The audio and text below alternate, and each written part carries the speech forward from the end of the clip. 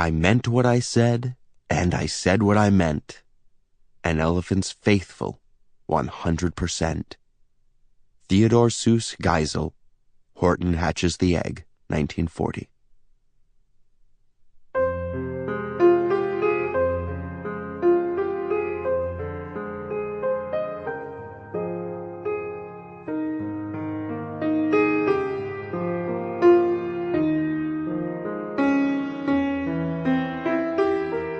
Highbridge Audio presents Water for Elephants by Sara Gruen, with David LeDoux as Jacob at 23 and John Randolph Jones as Jacob at 90, or 93.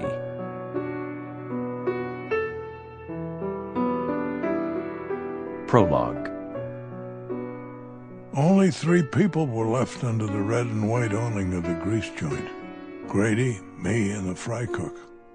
Grady and I sat at a battered wooden table, each facing a burger on a dented tin plate.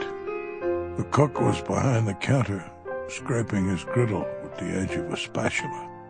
He had turned off the fryer some time ago, but the odor of grease lingered. The rest of the midway, so recently writhing with people, was empty but for a handful of employees and a small group of men waiting to be led to the cooch tent.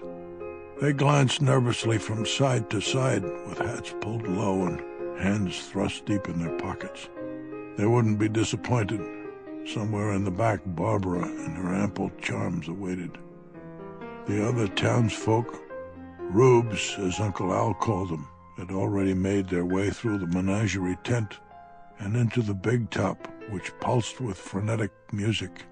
The band was whipping through its repertoire at the usual ear-splitting volume. I knew the routine by heart.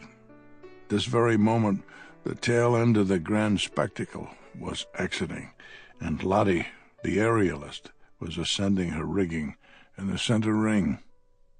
I stared at Grady, trying to process what he was saying. He glanced around and leaned in closer. "Besides," he said, locking eyes with me, "it seems to me you got a lot to lose right now." He raised his eyebrows for emphasis. My heart skipped a beat. Thunderous applause exploded from the big top, and the band slid seamlessly into the Gounod waltz. I turned instinctively toward the menagerie, because this was the cue for the elephant act.